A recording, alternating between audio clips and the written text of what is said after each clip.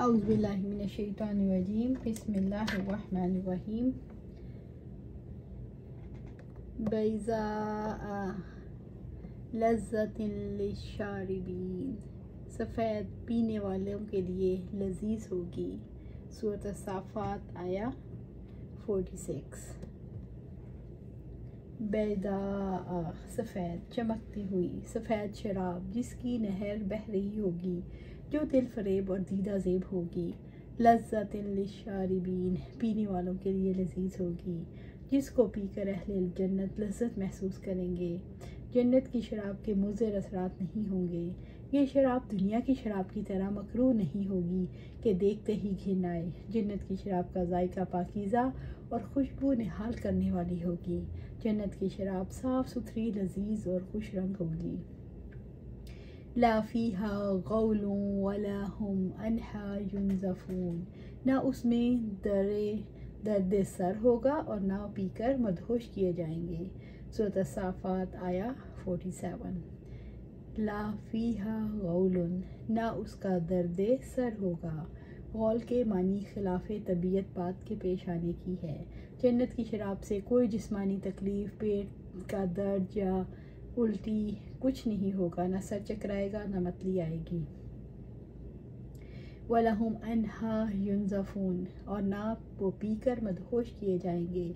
जन्नत की शराब से अक्ल ज़ायल नहीं होगी, कोई नागवार सूरत हाल पेश नहीं आएगी। जन्नतियों के होश व हवास कायम रहेंगे, उनकी अक्लें बहकेंगी नहीं। इब्न अब्बास रज़ी अल्लाह ताला अन्हो फरमाते हैं, शराब में 4 बातें पाई जाती हैं: नशा, सरदर्द, कै और पेशाब। अल्लाह ताला ने जन्नत की शराब को इन 4 बातों से पाक साफ रखा।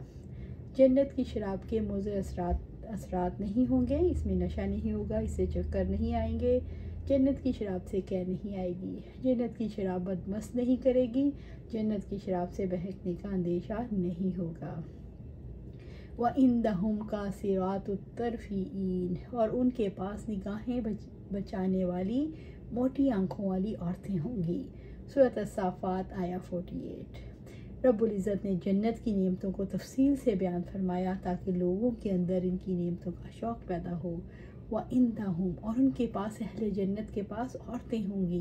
कासिरातुत तरफ़ी, निगाहें बचाने वाली, जो अपनी नज़रों को शोहरों पर मरकूज़ रखेंगी और किसी पर निगाहें गलत डालना गवारा नहीं करेंगी। जन्नती औरत अपने शोहर से शदीद मोहब्बत करने वाली होगी। ये उनकी पाकीज़गी की दलील है। ईन, मोटी आंखों वाली औरतें होंगी, यानी हूरें बड़ी बड़ी आंखों वाली हुस्न और जमाल में अपना सानी नहीं रखती होंगी। जैसा कि फरमाया, गोया कि वो औरतें याकूत और मरजान हैं और उनकी आंखें हुस्न, हया और पाकीज़गी का इजहार करने वाली होंगी। सूरत ar-रहमान आया 58। अहले जन्नत को निगाहें बचाने वाली बड़ी और मोटी आंखों वाली हूरें अता की जाएंगी। जन्नती औरतें निगाहें बचाने वाली, यानी शोहर के सिवा किसी पर निगाह नहीं डालने वाली होंगी।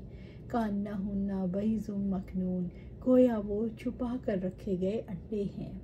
सूरत अस-साफ़ात आया 49। कान्नाहुन्ना, गोया हूरों के हुस्न की मिसाल। बैज़ुम मकनून, छुपा के रखे गए अंडे हैं। गोया वो हूरें छुपाए हुए अंडे हैं। तशबीह उनके हुस्न, उनके रंग की बेइंतहा खूबसूरती और उसकी ताज़गी की बिना पर दी गई है। इसमें किसी किस्म की कदूरत और मैलापन न होगा। बैज़ा मकनून की तफसीर अंडे के छिलके के नीचे छुपी हुई झिल्ली से की है और उसकी यही तफसीर उम्मे सलमा रज़ी अल्लाह ताला अन्हा ने की। नबी सल्लल्लाहु अलैहि वसल्लम बैज़ मकनून का मतलब दरियाफ़्त किया तो आपने फरमाया सल्लल्लाहु अलैहि वसल्लम, उनकी यानी जन्नत की हूरों की नरमी और नज़ाकत इस झिल्ली जैसी होगी जो अंडे के छिलके से चिपकी होती है और उसे फिरकी कहा जाता है। हूरों के रंग की मिसाल मोतियों से दी गई। साफ शफाफ झलकता हुआ रंग, जैसे अभी तक किसी हाथ ने छुआ ना हो।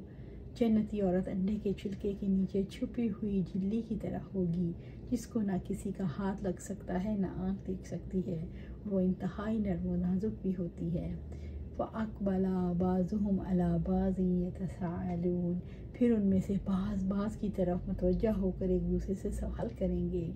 सूरत साफ़ात आया 50। फाक पला बाजू मला बाज, फिर उनमें से बाज की तरफ मतवज्जा होकर जब जन्नत में अहले जन्नत शराब की मजलिस पर इकट्ठे होंगे, तख्तों पर आमने सामने बैठे होंगे, जन्नत के खादम खाने और मशरूबात लेकर घूम रहे होंगे, उनके लिबास और उनकी नेमतें ऐसी कि किसी ने उनका तसव्वुर तक न किया।